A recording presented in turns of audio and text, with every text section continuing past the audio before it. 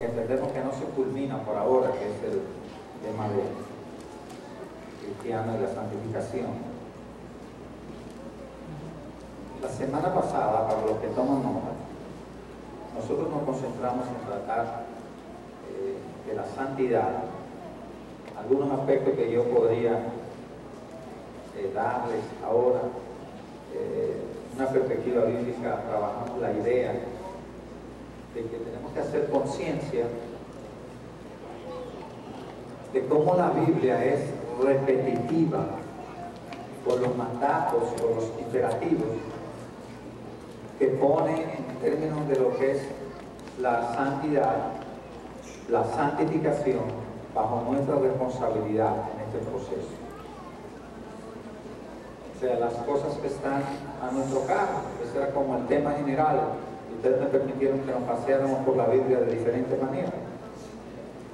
En segundo lugar, cómo el entendimiento claro del Evangelio, cuando uno entiende bien lo que es el Evangelio de nuestro Señor Jesucristo, se supone que eso nos hace, eso solo nos pone en una posición de gratitud eterna a Dios y de obediencia a Él sin cuestionamiento.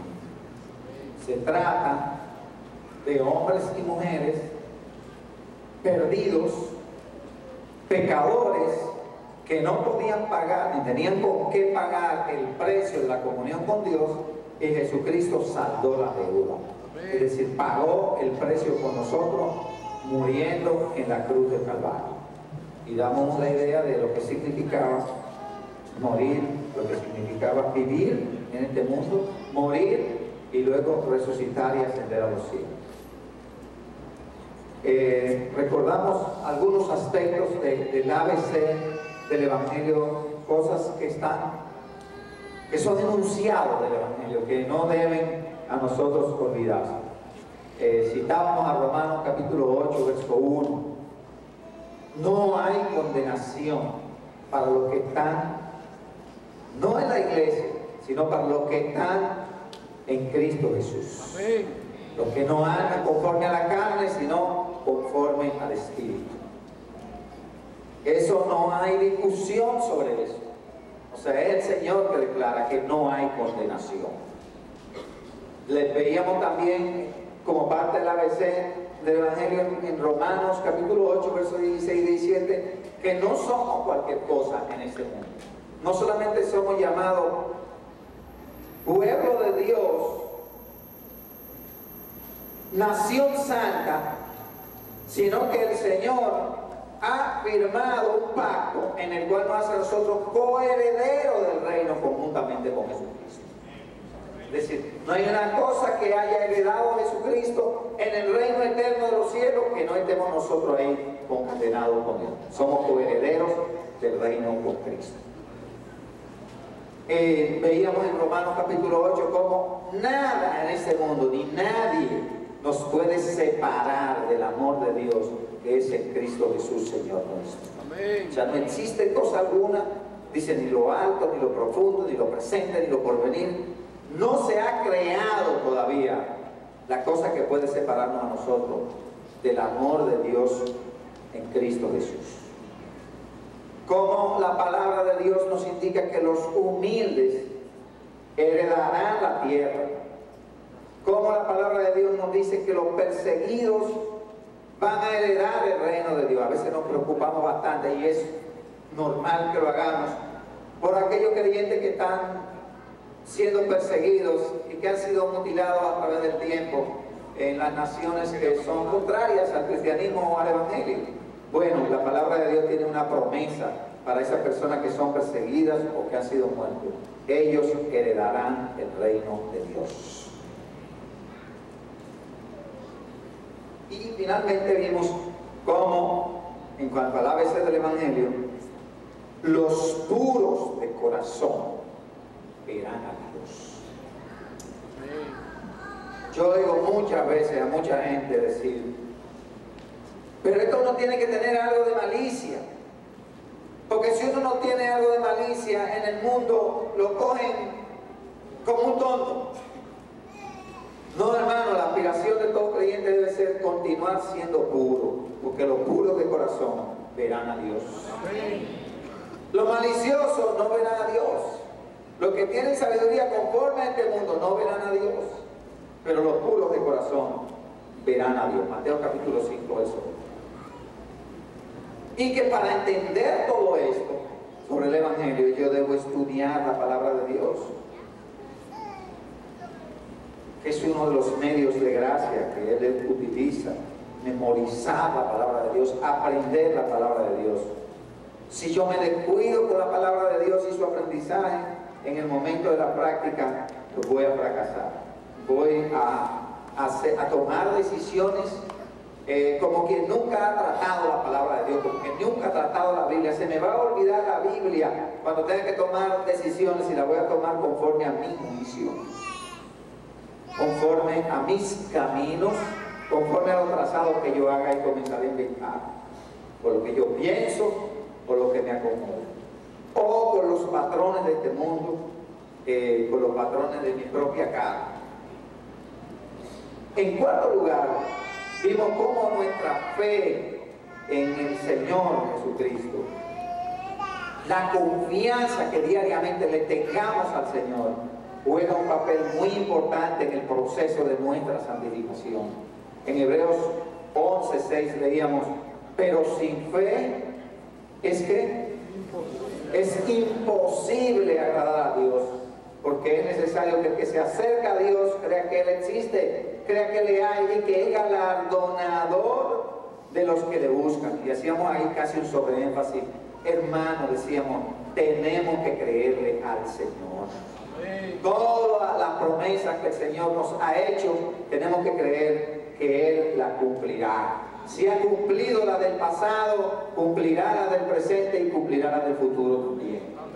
Dios no va a dejar de cumplir ni una jota, ni una tilde de su palabra. Y cómo, hablábamos de cómo Satanás nos miente acerca de Dios, de lo que Dios nos ha dicho. Recordábamos cómo lo hizo con Adán y Eva en el jardín del Edén, porque Dios ha dicho tal cosa. No, lo que sucede es que si ustedes comen del árbol prohibido, ustedes serán como dioses. Un engaño, mintiendo acerca de Dios. No era verdad que iban a ser como dioses, todo lo contrario. Satanás miente acerca de nuestros pecados. O sea, la palabra del Señor nos habla de que si confesamos nuestros pecados, Él es fiel y justo para perdonar nuestros pecados y limpiarnos de toda maldad. Y que nosotros debemos de olvidar ciertamente lo que queda atrás y proseguir hacia adelante. Y Él nos miente sobre eso, trata de molestar nuestra mente y nuestra conciencia. Nos miente a propósito de eso, acerca del perdón, de cómo Dios nos ve a través de Jesucristo por perdonarnos. Terminamos sobreenfatizando, repito, que tenemos que creerle a Dios, que esa es nuestra responsabilidad como parte de nuestra santificación, que no podemos estar un día sí, otro día no. En este proceso, la fe que tengamos en el Señor, la confianza que tengamos en el Señor, va a triunfar. El Señor ha prometido darle la victoria a su pueblo. Y obviamente hoy quiero tratar de manera breve, no pensando, no con la ilusión de que iremos a terminar el tema, pero vamos a ver cómo sobre esta cualidad que es para algunos la más equilibrada y cardinal de las que adornan al Señor, su santidad, como bien lo expresa su palabra en 1 Pedro. Como la razón por la que el Señor nos pide a nosotros que seamos santos es porque Él es completamente santo. Es lo que dice 1 Pedro 1:16. Sed santos porque yo soy santo. Y vamos a dar como un hecho en esta mañana que hemos entendido todo lo que anteriormente hemos expuesto, o por lo menos una buena parte de lo que hemos expuesto.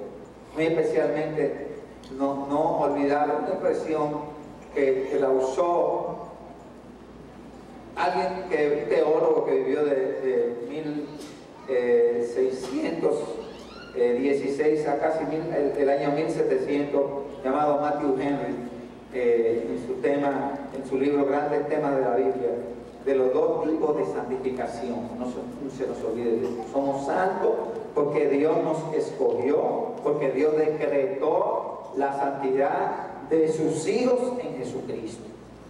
O sea, fue Dios que nos escogió. Fue Dios que inventó lo de la santidad.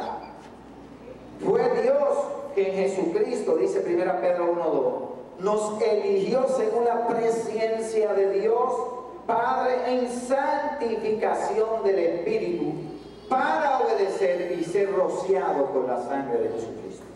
Por eso es que en la iglesia del Señor se habla tanto de lo que son lavados, rociados con la sangre de Cristo. Recuerdan que hablábamos la semana pasada acerca de cómo los que son lavados, los que son protegidos por la sangre de Jesucristo, no hay cosa satánica que pueda entrar y dominar sus vidas y dominar sus hogares. Amén, hermanos. Y entonces el Señor dice ahí en 1 Pedro 1:2 que fuimos elegidos por el Señor. El Señor decretó la santidad de los creyentes por la sangre preciosa de Jesucristo. Aunque nos parezca extraño, y cuando pensamos en nuestros pecados o pensamos en los pecados de los demás, pues pensamos, ¿cómo eso es posible? Así es. El amor de Dios hace que Él nos vea a través de Jesucristo como santos. Vamos a dar como un hecho también que por otra parte hemos entendido el otro aspecto de la santificación, la parte que es nuestra responsabilidad. Dice ahí mismo en 1 Pedro, santificado para obedecer las obras del Espíritu, las cuales mencionó en otro lado, Dios las preparó de antemano para que anduviésemos en ellas. Es decir, hay una parte de la santidad que es el decreto de Dios, nos hace santos, mirándonos a través de Jesucristo, pueblo suyo, ovejas de su prado. Y por otra parte, la Biblia nos enseña que hay una responsabilidad que en todo el proceso de nuestra vida queda bajo nuestros hombros. Y hay unos frutos que tienen que verse en la vida de los creyentes. Dice en Gálatas capítulo 5, verso 22 en adelante, más, como para que vayamos mirando cuáles son las marcas que debe tener una persona que anda en pos de la santidad, que anda buscando la vida espiritual. Más el fruto del Espíritu es amor, gozo, paz, paciencia, benignidad, bondad, fe, mansedumbre. De cada cosa de esta podemos dar un estudio bíblico y una serie de mensajes. Eso está en manos nuestras, eso no está en manos del Señor. Ese es el resultado de una persona que verdaderamente se ha entregado al Señor. Una de las cosas que debe ocurrir es que tenga amor, gozo, paz, paciencia, benignidad, bondad, fe, mansedumbre, templanza. Y dice, contra tales cosas no hay ley. Es decir, no hay nadie que pueda reglamentar en contra de una persona que tenga todas estas características. Pero los que son de Cristo han crucificado la carne con sus pasiones y deseos. Si vivimos por el Espíritu, andemos también por el Espíritu. Amén. Es decir, si decimos que somos entes espirituales, debemos andar con la característica de gentes espirituales. Solamente señalar algunos aspectos sobre la santidad, algunos que solo hemos tocado, pero que no lo hemos tratado a profundidad.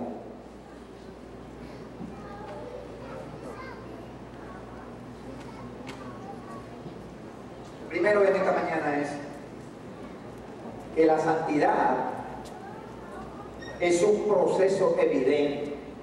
Proceso evidente por mí. O sea, yo puedo darme cuenta, una persona puede darse cuenta por dónde andan sus pasos en cuanto a la santidad, y un proceso evidente por los demás. Es decir, yo puedo ver cómo Dios, usted puede ver cómo Dios lo ha llevado a avanzar de escalón en escalón. Y cuando uno ve eso y lee 1 Pedro capítulo 1, versos 5 al 11, que nos hablan acerca de las virtudes que se supone que un creyente debe añadir como parte de su responsabilidad a la vida cristiana. Entonces uno tiene que decir, bueno, mira, yo, 2 Pedro capítulo 1, versos 5 al 11, en realidad yo no soy perfecto, pero noto que hay aspectos en mi vida que indiscutiblemente el Señor ha ido cambiando. Yo he huido en realidad de la corrupción que hay en este mundo, y yo estoy siendo diligente en algunos asuntos medulares en la medida que me pasan los años. Dice 2 Pedro capítulo 1, vosotros pues también, a partir del verso 5, poniendo toda diligencia, es bueno que ustedes subrayen eso ahí. Es una parte que Dios no lo va a hacer. Él nos pide a nosotros que pongamos nosotros toda la diligencia. Por esto mismo, añadid a vuestra fe virtud, a la virtud conocimiento, al conocimiento dominio propio, al dominio propio paciencia, a la paciencia piedad, a la piedad afecto fraternal, y al afecto fraternal amor. Y vuelve y da la misma recomendación de lo que pasa con la gente que hace esto. Porque si estas cosas están en vosotros y abundan, no os dejarán estar ociosos ni sin fruto en cuanto al conocimiento de nuestro Señor Jesucristo. Yo no puedo enorgullecerme de mis avances, porque es Dios que me va llevando por el camino. Pero yo puedo notar, testificar cómo Dios va cambiando y me va haciendo ceder. ¿Recuerdan la lectura devocional de la semana antepasada? En 1 Timoteo capítulo 4, verso 15. Yo voy a leerlo solo en la versión de la Biblia de las Américas. Dice, reflexiona, le dice Pablo a Timoteo, reflexiona sobre esta cosa, dedícate a ella para que tu aprovechamiento sea evidente a todos. Es decir, la gente va a notar realmente si yo avanzo o no en la vida cristiana. Y esto es muy interesante. Miren, esto es vital para nosotros, porque los cambios de una persona que se ha entregado al Señor, cualquiera lo puede notar. No tiene que ser un entendido, no tiene que ser un intelectual, cualquiera lo puede notar. Por eso Él dice que sean evidentes a todos. Pero tú también puedes decir si tú has avanzado o no, si tú has crecido o no. ¿Qué progreso hay en cuanto a tu integridad? ¿Qué progreso hay en cuanto a tu santidad? ¿Qué progreso hay en cuanto a tu servicio a los demás, en cuanto a tu relación con los demás? Recuerden que les hablaba al principio del libro El agujero en nuestra santidad. Dice Kevin de Jong, cuando de nuestra santificación te trata, es más importante hacia dónde tú vas que hacia dónde tú estás. Que tú puedas saber por dónde vas. La dirección importa más que la posición. Por tanto, lo que el Señor trata de animarnos, aunque tal vez no somos tan santos como querramos ser, pero Dios puede estar contento porque estamos caminando en una dirección correcta. Quiere el Señor que así sea en la vida de nosotros. Es decir, que Dios se esté agradando. Que si Dios nos pregunta hoy a nosotros, o si le preguntásemos nosotros a Dios, Él pueda decir, en lo que dijo el Señor acerca de Jesús, es que este es mi hijo amado, yo me siento complacido con él. O sea, yo me siento bien con lo que está haciendo. Yo creo que Dios quiere tener complacencia en el crecimiento, en la integridad de sus hijos. Amén, hermanos. A veces nos desalentamos en la lucha, porque esta es una lucha. Tropezamos, como por ejemplo lo hizo Pedro. Pedro tropezó. Obviamente el Señor le había manifestado varias veces que él iba a pecar.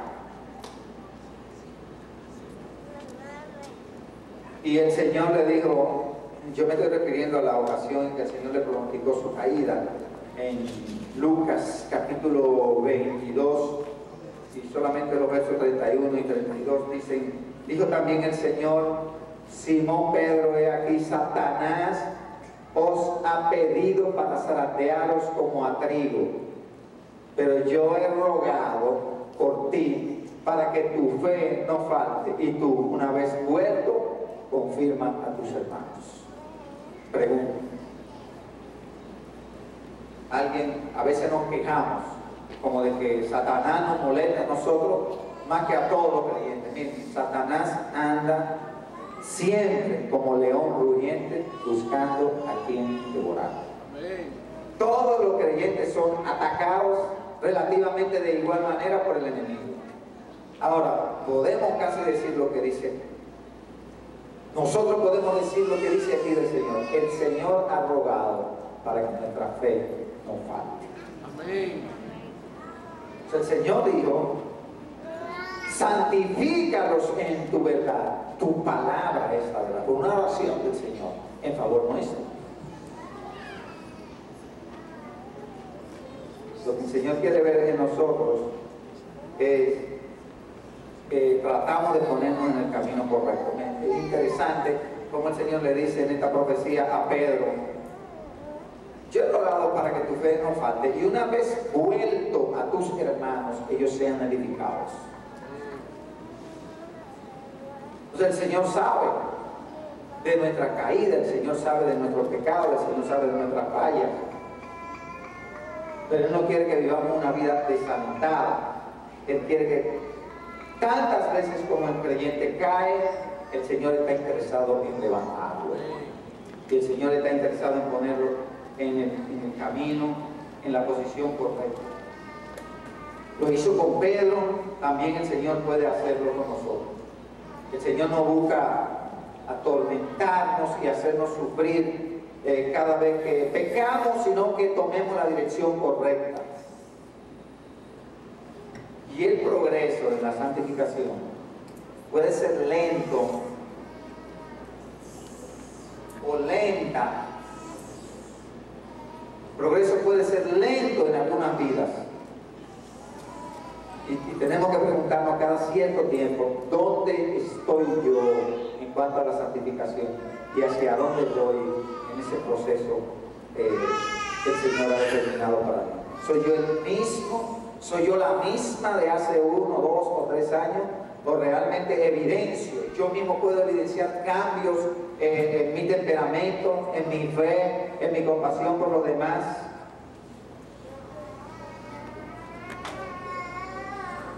Mis niveles de diligencia para la lectura de la palabra de Dios, para la oración, para la proclamación del Evangelio. En eso ha habido cambios en mi vida.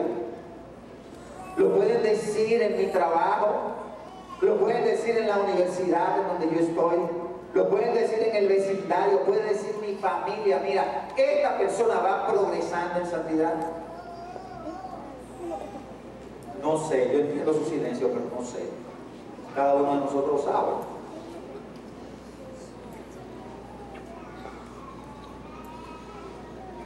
¿Dónde Dios me está haciendo crecer en este año? Ya vamos para el final de año. ¿En qué crecí yo en mi vida espiritual? Les decía la semana pasada que Estoy muy contento con una serie de hermanos que lo veo este año. Ven que es evidente, este año yo veo un mayor número de hermanos con una fila de libros, leyendo libros. Es decir, aprendiendo de la palabra del Señor. Este año vi un mayor número de hermanos inclinados hacia la vida de oración. ¿Y tú? ¿Dónde estás parada? ¿Dónde estás parado? Y si te tocara a ti evaluarte, que no me toque a mí evaluarte desde aquí, o mi percepción puede ser incorrecta, pero si tú te toca evaluar delante del Señor, ¿dónde el Señor te ha hecho crecer en la vida espiritual en este año? El proceso puede ser lento, pero tiene que ser progresivo. Y eso yo tengo que pensarlo cuando se trata de mí y cuando se trata de otros, para evitarme también hacer juicios desacertados. Y una de las cosas que nos ayuda en cuanto a ver cómo va la santidad de los demás es precisamente pensar de dónde venimos, para ver si el Señor ha hecho una obra o está haciendo una obra en nosotros. ¿De dónde vienes tú? ¿Dónde estás ahora? Y lo más importante, ¿hacia dónde vas? Eso para evaluar la vida de otros, porque hay un momento que evaluamos la vida de los demás y aparentemente son un desastre. Yo he oído gente evaluando a los demás y dicen, ese no sirve para nada. Realmente yo no creo eso. Yo creo que de una u otra forma, un verdadero creyente, el Señor le da crecimiento espiritual. Si no hay crecimiento espiritual y esa persona pasa los años y no sirve para nada, no es un creyente. No es un creyente. Y en ocasiones somos muy ligeros para juzgar, para exigir de los demás. Pero nosotros mismos no somos capaces de autoevaluarnos. O si nos evaluamos, nos pasa como en un lugar que nos tocó entregar evaluaciones, ¿no? Ver cuál era el empleado del año. Eso fue una experiencia para mí inolvidable. ¿Sabes lo que hizo Ben? De 100 empleados, dime cuál tú crees que es el empleado del año. ¿Sabes lo que hizo el 90%? Yolanda. El empleado del año soy yo. Tuvimos que hacer otro movimiento porque la gente aprende a autoevaluarse y darse un 100. Pero nos es difícil evaluar a los demás y decir, no, esa persona va a avanzar. Mire, yo quiero repetirle esto. Toda persona que se entrega al Señor de verdad, de corazón, si usted se pone a pensar en lo que era antes de llegar a los pies del Señor y dónde está ahora, si es un verdadero creyente, ha avanzado. Ha avanzado. Posiblemente no ha avanzado como yo pienso que debe avanzar, pero ha avanzado. La Biblia nos manda a nosotros no a apoyar el pecado. La Biblia manda a que nosotros tratemos a la gente con amor. Y que la disciplina debe ser para corregir. Si es un verdadero creyente, se va a comportar como un hijo en la disciplina, pero no como un bastardo. Pero tenemos que tener cuidado con el trato que le damos. Dice en Gálatas capítulo 6, verso 1, hermanos, si alguno fuere sorprendido en alguna falta, vosotros que sois espirituales, ven que tiene que ver con la santidad, vosotros que sois espirituales, restauradle con espíritu de mansedumbre. ¿Oyeron esto, hermano? Parece que no oyeron por aquí, ¿no? ¿Ustedes oyeron esto, hermano? Mira, hay que restaurar a la gente. Y sigue diciendo el texto, un asunto muy lógico. Considerándote a ti mismo, no sea que tú también seas tentado. Sobrellevar los unos las cargas de los otros y cumplir así la ley de Cristo. Porque el que se crece en algo, no siendo nada, así mismo se engaña.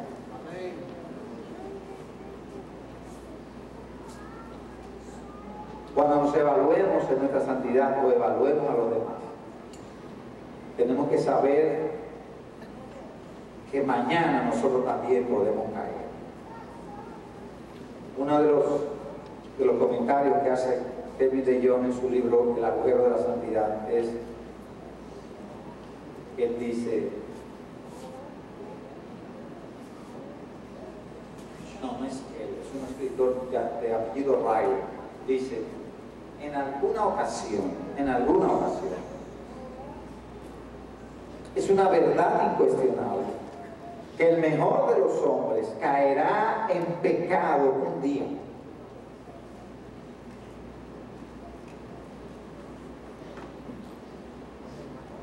Eso es para hablarnos a nosotros sobre el próximo punto, que es cómo la confesión y el arrepentimiento debe ser un estilo de vida para ayudarnos a nosotros en cuanto a la santificación. Y aquí yo quiero detenerme por un buen rato. 5 o 6 minutos que me quedan.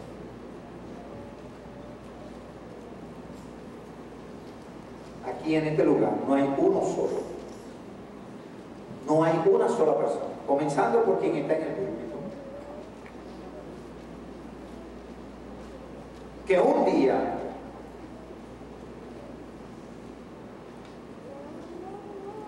no vaya a caer en pecado. Inmediatamente a nosotros nos viene a la mente el adulterio y la fornicación. Hermano, ¿sabe por qué la confesión y el arrepentimiento tienen que ser parte de nuestro estilo de vida? Porque nosotros fallamos muchas veces. Nosotros somos un estilo de Pedro. Y digamos que tengamos varios hermanos que realmente su inclinación completa durante todo el día es hacia la santidad. Dice él, de manera incuestionable, un día caerán en pecado. Cuando dice que caerán en pecado, un día van a hablar mentira. O un día van a tomar una ira fuera de lo normal. O un día van a llegar tarde a un lugar donde prometieron llegar temprano por descuido. O un día van a enemistarse con alguien sin necesidad. Entonces, en el proceso de la santidad, de la santificación, la confesión de pecado y el arrepentimiento debe ser un estilo de vida del creyente. El creyente debe andar buscando y rebuscando siempre ¿en qué puedo fallarle? ¿En qué le estoy fallando yo al Señor? 25 años después de que se convirtió al Señor, 25 años después de convertido, oigan lo que dice el apóstol Pablo, 25 años, un cuarto de siglo después de haberse convertido.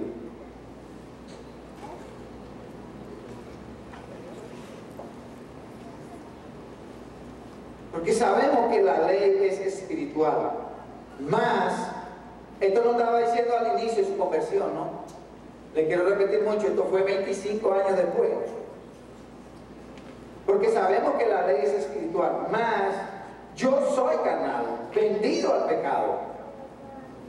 ¿Qué es lo que te pasa, Pablo? Porque lo que hago no lo entiendo. ¿Y qué es lo que tú haces?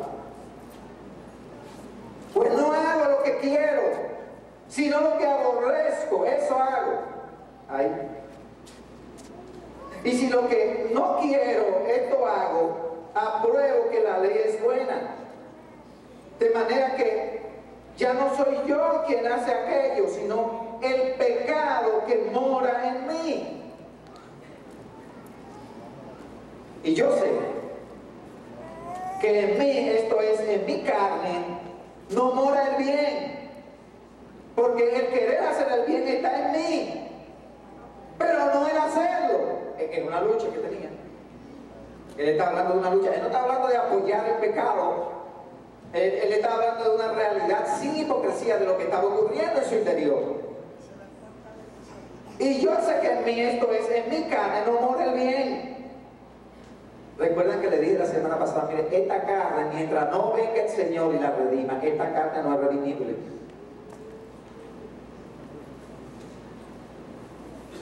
Porque no hago el bien que quiero, sino el mal que no quiero. Eso hago. Y si hago lo que no quiero, ya no lo hago yo, sino el pecado que mora en mí. Así que queriendo yo hacer el bien, hallo esta ley.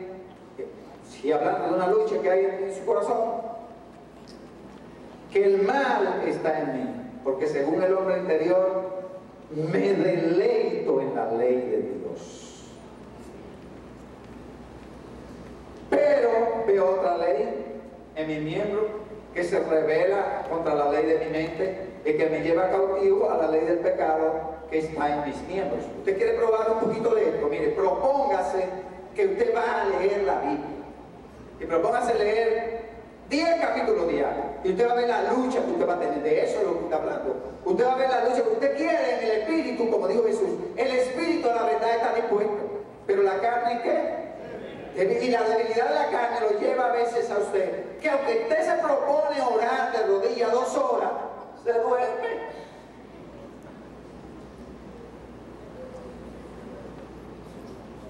Y eso es con la lectura, y eso es con el sueño. Pero hay gente que tiene una lucha con él también, con la comida, terrible. Y hay otro que tiene una lucha terrible con la mentira. Y otro que tiene una lucha terrible con todas esas cosas que traemos de los barrios, de los que venimos. Traemos una serie de malamañas y de cosas, y hay una lucha sabiendo que hay cosas que no están correctamente hechas. Otros tienen luchas con palabras obscenas. Declaración de Pablo, su autoevaluación. Miserable de mí.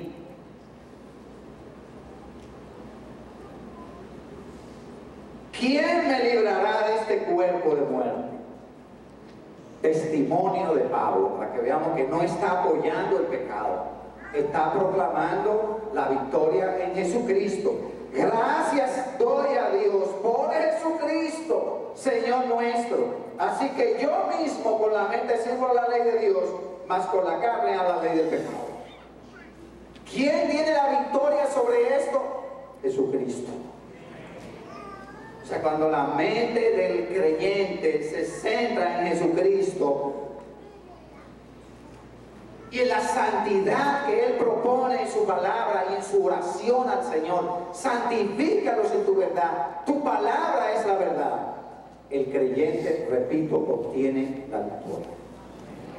En una confesión hecha por Kevin D. Jones en su libro El agujero de la santidad, dice que una mujer, la calle donde él vivía, le proponía en ropa muy ligera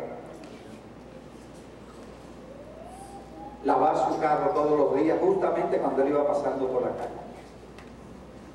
Y él confiesa su tentación a observar a esta mujer con esta ropa tan ligera. Dice que casi desnuda. Hasta que un día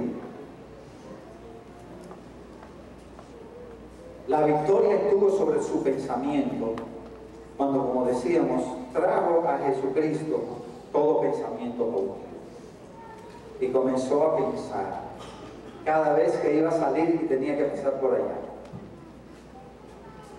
sin santidad nadie verá al Señor. Yo tengo que decirle que no al mirar para allá. Parece una tontería de este hombre con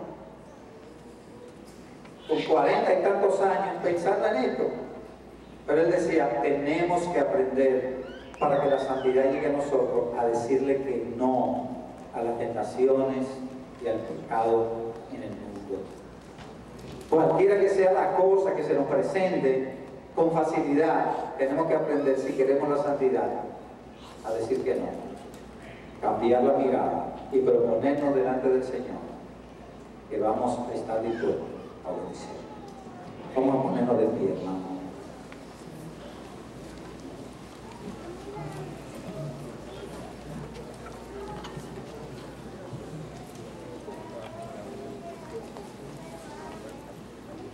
Vamos a orar.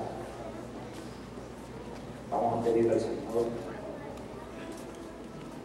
que nos fortalezca y nos anime en el proceso de la santificación, para que nos tengamos paciencia y le tengamos a los demás.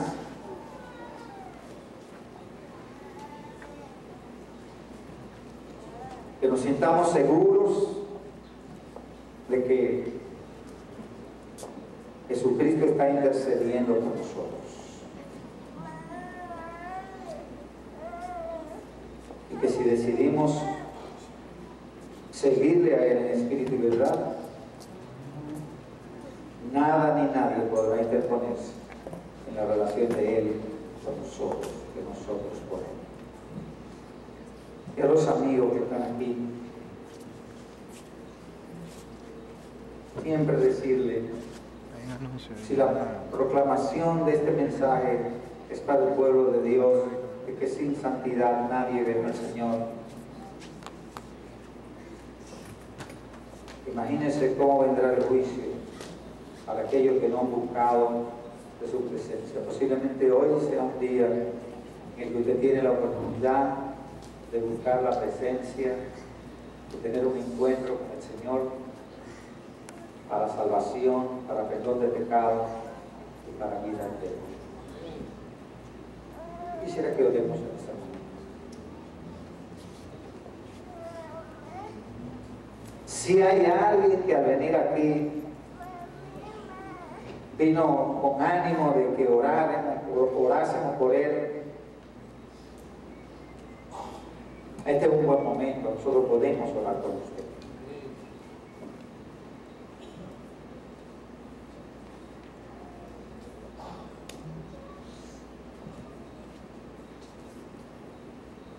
Hay algunas personas que quisieran, hermanos, por favor, mantengámonos en oración. Hay algunas personas de los que están aquí que al llegar pensó, yo necesito la oración, yo quiero oír la oración para mí.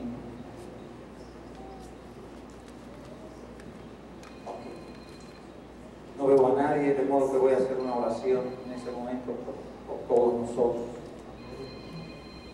Padre, en el nombre de Jesús, estamos delante de ti.